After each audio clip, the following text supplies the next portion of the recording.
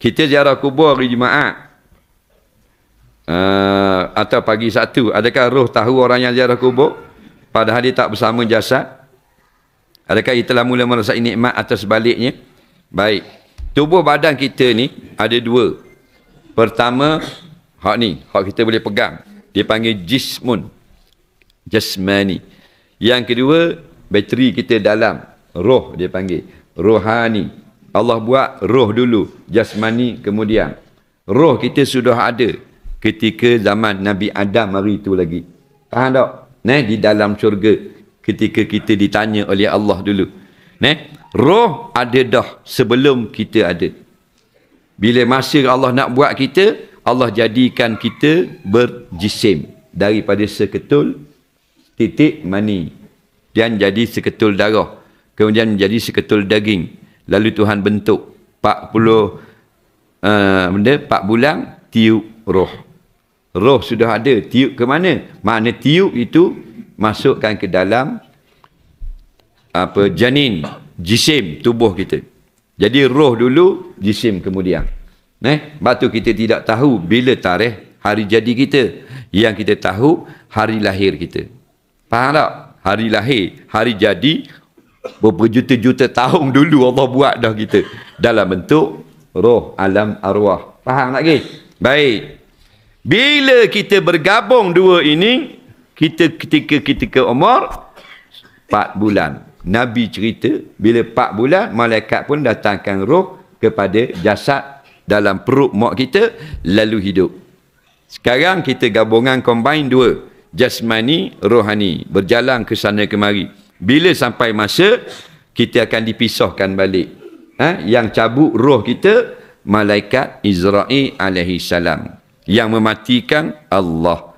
Bila ditanam jasad kita, dimandikan akan jasad kita. Ditanam jasad kita. Roh kita berada di alam barzah, jasad kita berada di alam kubur. Faham lagi? Tapi ada hubungan keduanya itu. Kita pergi di kubur nampak nesang tu alam dunia. Kita gali-gali dalam kubur, buka keranda, nampak kita dalam. Betul tak? Itu alam dunia. Dah alam barzah tak nampak. Tapi itu sedang melalui alam barzah yang bila kita tengok nampak alam dunia, alam syahadah kerana kita tidak mampu melihat alam barzah.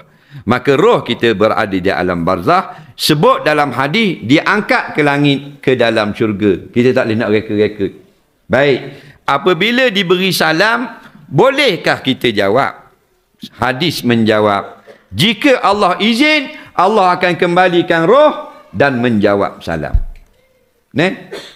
Orang yang berada di alam kematian, alam barzah, lebih kuat panca inderanya. Dia boleh jawab salam. Waalaikumsalam. Kalau anak, waalaikumsalam wahai anakku. Ini sebut jelas dalam hadis. Kalau Allah tak izin, memberilah salam 1000 kali, tak boleh jawab. Macam dalam dunia. Ada tak orang yang kita beri salam, dia tak dengar? Ada tak?